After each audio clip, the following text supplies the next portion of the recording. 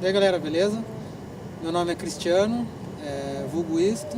Estou envolvido já com grafite e pichação desde 94. Que eu me enganjei mesmo, aí já vai para uns quase 20 anos. Que eu assino o mesmo apelido, o mesmo vulgo, que é isto, desde 98 para 99. Então ano que vem aí já vai completar 20 anos. Se fosse contar outros tempos, outros vulgos e outros apelidos, seriam bem mais tempo. Mas eu gosto de contar a partir da data que eu uso somente um vulgo ou um nome. Conheci o grafite através da pichação, né? Comecei pichando carteira de escola, banheiro, muro dos vizinhos, arrumei algumas confusões com vizinhos, essas coisas. E com o passar do tempo fui querendo incrementar de alguma maneira e fui vendo trabalhos de outras pessoas, outros grafiteiros, mas de outras regiões. Na região onde eu morava, que era na Zona Norte, tinha bastante pichação assim, mas já não tinha tantos grafiteiros. Tinha um diferencial, que era o pessoal da Efeitos na época, que eu lembro, assim, que eram os caras que organizavam alguma coisa, mas era tudo muito fechado e não tinha muita divulgação, porque hoje a gente já não tem uma aceitação muito legal. Imagine 15, 20 anos atrás, então era uma outra perspectiva de aceitação, totalmente marginalizada no último, então não tinha muito contato. Tive um contato maior quando fiz uma viagem a São Paulo, ganhei umas revistinhas em preto e branco de um rapaz e a partir daquilo ali comecei a ver trabalhos de outras pessoas e comecei a pesquisar, né? Na época o acesso à internet era praticamente nulo, né?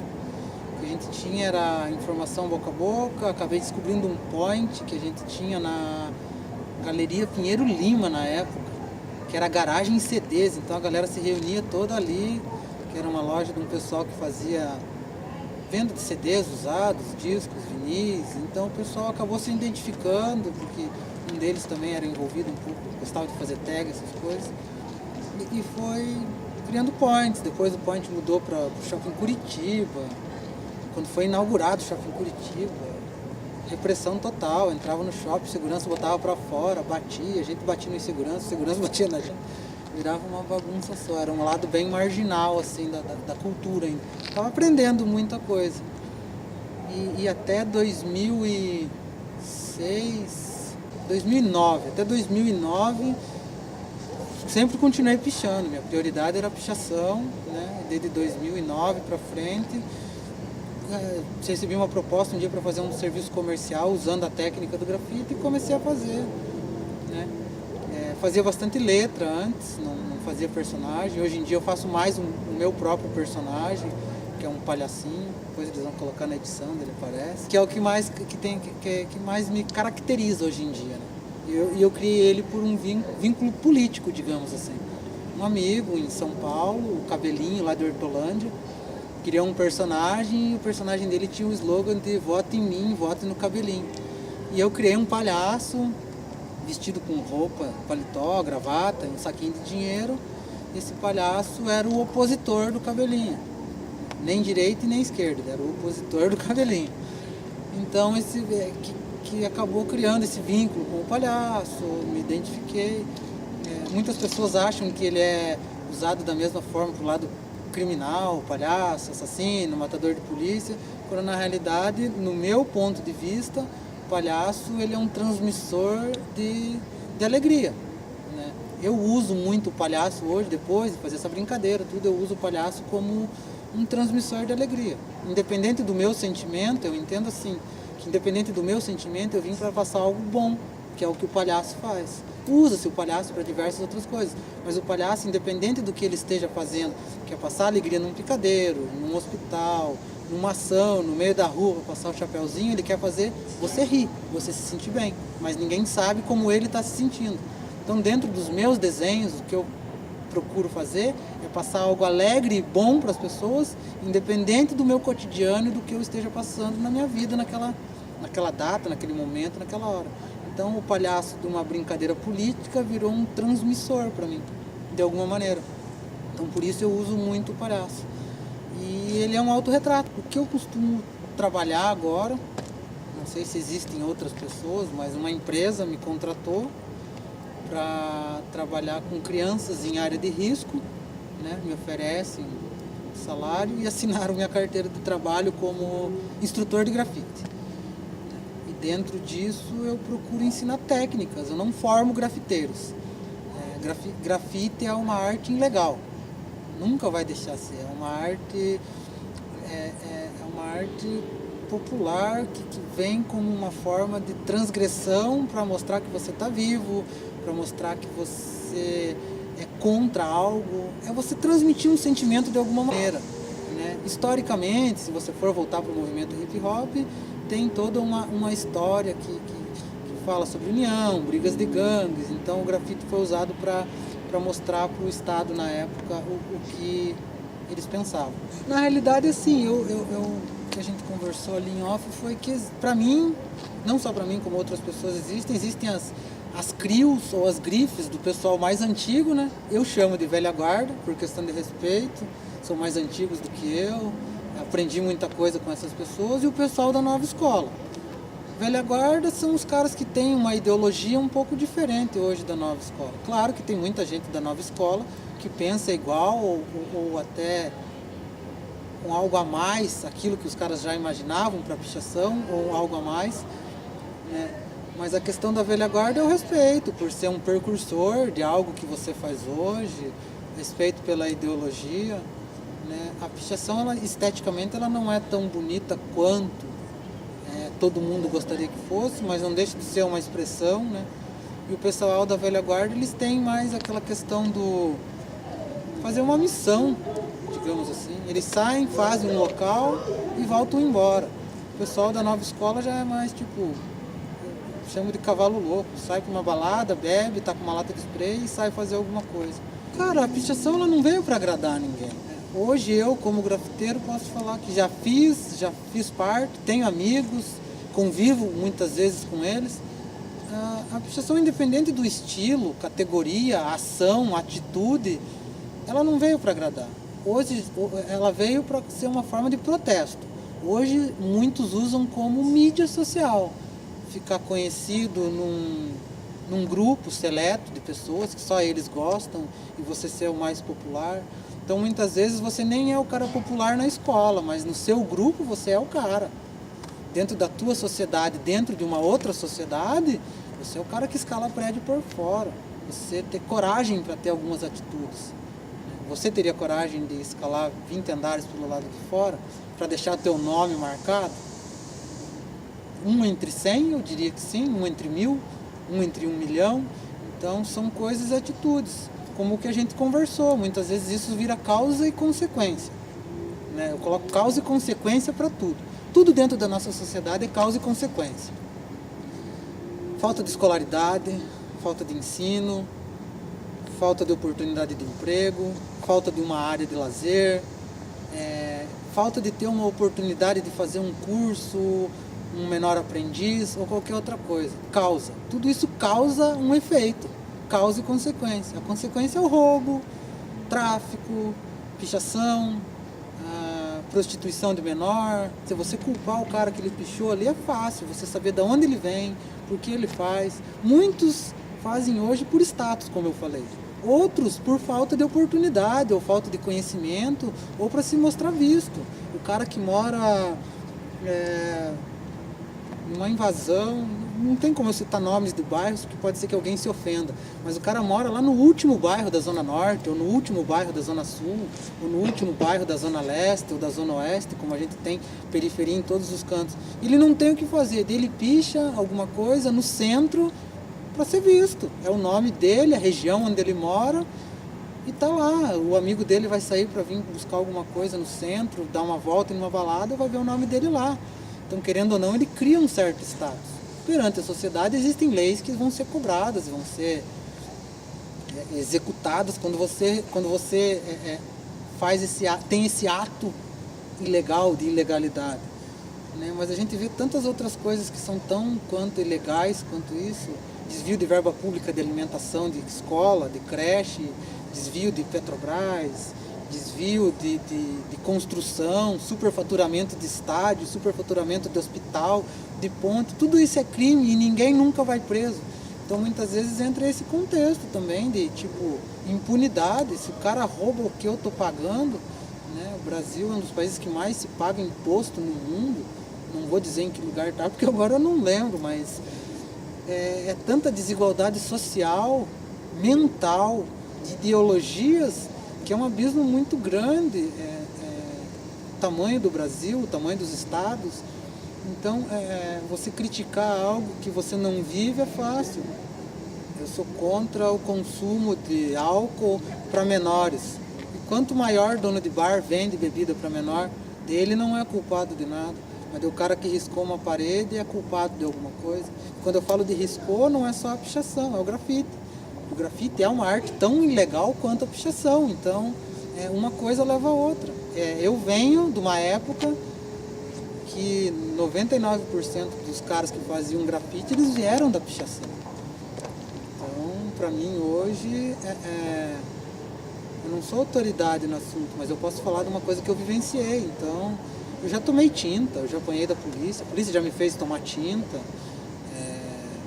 já arrancaram meu cabelo e mandaram eu guardar no bolso de lembrança, já jogaram tinta no meu boné e mandaram eu colocar na cabeça, já me levaram em terreno baldio para deitar de cara na terra e ficar dando tiro perto do ouvido pra gente ficar surdo. Não culpo ninguém de nada, os caras estão executando a função deles da maneira que eles acham que tem que ser executado. Então eu não estou para criticar e nem falar sobre conduta de órgãos que tem que servir e proteger, mas você passa por situações que só você viveu e só você vai ser autoridade para falar.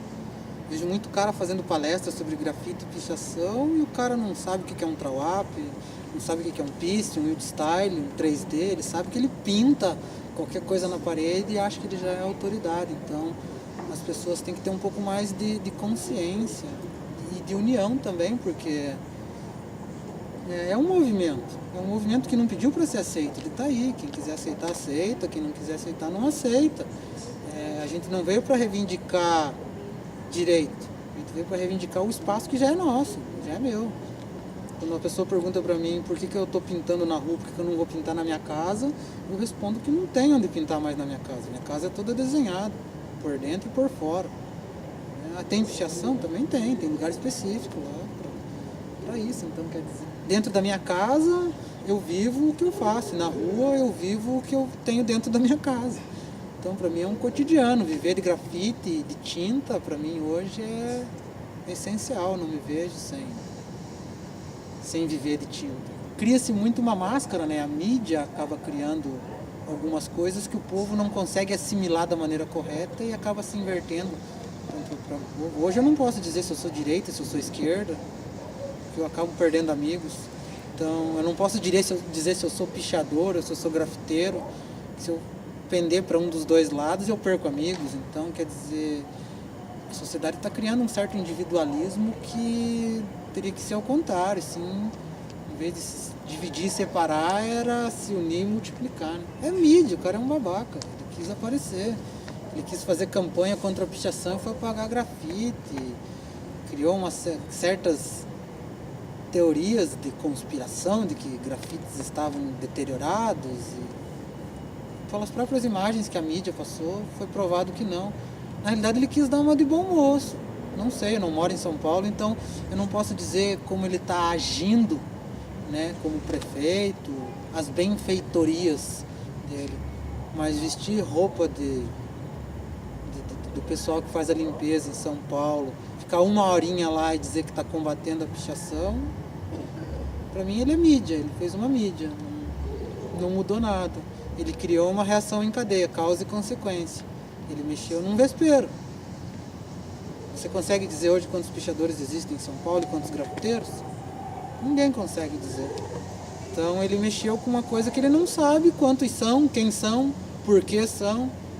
Né? Cada um tem sua causa e consequência, cada um tem o seu motivo, cada um tem a sua ideologia. Né? Hoje a gente estava debatendo em casa com alguns grafiteiros que estavam lá na minha casa, eu tenho um ateliê, eles passaram na hora do almoço lá, a gente estava debatendo sobre esse negócio. Eu pego muito nesse negócio de causa e consequência, é uma coisa minha, eu criei essa ideologia. E a gente falou que causa e consequência, cada um tem a sua, causa e consequência, cada um tem o seu objetivo. O grafite, quando foi idealizado dentro ao movimento hip hop, quer inclusão social, que no bairro do Brooklyn tinha todo um problema. Então, historicamente, você que ficou curioso, pesquise sobre o movimento hip hop na década de 60, Bambata, Grandmaster Flash, tem todos uns nomes, Cop 2, que são os pilares do movimento hip hop, que lá você vai ter uma ideia da ideologia. Hoje já não existe mais essa ideologia do verdadeiro, do real grafite, do real vandal. Existe o pessoal que tem um grupo que acredita em uma coisa, o outro grupo que acredita que mais colorido é mais grafite, menos colorido é mais grafite, duas cores é mais grafite. Então se criou uma ideologia em grupos, então é dentro de uma sociedade. O cristão, o católico, o umbanda, o espírita, todos acreditam em um Deus, é mais ou menos isso. Todos acreditam que você pode colorir e transmitir algo, mas cada um à sua maneira. Teve um menino aí dos rurais que caiu do prédio, quebrou uma das vértebras aí, já está andando e voltou a pichar. Causa e consequência, o cara tem os motivos dele, que eu não julgo, prefiro não expor, mas é o ritmo dele. Eu não parei de fazer grafite e fazer os meus rabiscos e ele também não vai parar. E implicando em multa financeira, você nunca vai mudar nada. Se multa resolvesse, os caras não andavam dirigindo bêbado por aí, matando pessoas inocentes. Então, quer dizer, você impor custos hoje em dia não quer dizer que você vai ter uma solução para isso. Enquanto a educação não for ostentação no Brasil, não muda o país. O país de pessoas que não têm conhecimento cultural é a melhor maneira de um político poder manipular você. Se você deixar um conselho, bate-bola rapidinho, leiam, estudem, procurem ter conhecimento. Quanto maior for o teu conhecimento, menor a chance de um político ladrão te enganar na hora de pedir voto ou de te roubar e depois de chorar na televisão dizendo que não roubou nada. A minha casa é toda desenhada. Minha sala de entrada tem desenhos do pessoal de São Paulo, Brasília, Espírito Santo, Chile. A parede da minha cozinha tem o rosto do meu filho desenhado. A parede do meu quarto, onde eu fico com a minha esposa hoje, é toda cheia de tag, parece um muro cheio de pichação. É a parede do meu quarto. O dia que a minha esposa falar pra mim que não concorda, eu pinto só metade, que vai ser metade do quarto dela e a metade do outro quarto. É um diálogo, né? O quarto do meu filho e da minha filha hoje tem desenhos, né? O porão da minha casa tem desenhos, o muro dos fundos da minha casa tem desenho, o meu ateliê tem desenho, né? A casa da minha mãe tem desenho, porque eu pintei um quadro para me dar de presente para ela. Então, indiretamente, o que eu faço está dentro da casa da minha mãe também, dentro da casa do meu pai. Então, não é através da imposição, né? De eu impor para o meu filho, ou para minha mãe, para o meu pai, ou para as pessoas numa sociedade em geral, dá para a gente englobar. Não é impor, eu vou fazer. É eu fazer, eu vou fazer, estou fazendo da minha maneira, como eu posso, e se a aceitação vier, legal. E se o meu filho aceita que ele tem que ser, ele vai ser o que ele achar que ele tem que ser. Jogador de futebol, grafiteiro. Procurar seguir uma linha de raciocínio para que ele não se perca. Mas sobre o que ele acha do eu ser o grafiteiro, eu vejo hoje nos olhos dele sim que ele me vê quase como um herói, um diferencial. Eu não sou igual aos outros, eu sou diferente. Eu não sou mais um. Eu sou um para ser a mais do que os outros. Fui dependente de droga por um bom tempo. Nem minha família não sabe, se ver, vão saber acho que pelo vídeo aí. E o que me afastou do uso de droga e de bebida e da marginalidade foi o grafite. Porque em vez de sair para beber, eu ficava em casa desenhando. Sábado à noite eu ia dormir cedo para levantar domingo de manhã para poder pintar em algum evento. Sair da Zona Norte e ir para a Zona Sul. Então, se você falar que o grafite não muda a vida de ninguém, muda. A minha foi mudada. E se eu mudo a vida de alguém através do meu desenho, eu acredito que sim, porque já recebi mensagens, cartas, e-mails de pessoas que gostam do que eu faço, se identificam e querem estar junto, querem participar junto. Já tive costela quebrada, apanhando, já cortei o braço, já caí do segundo andar do prédio,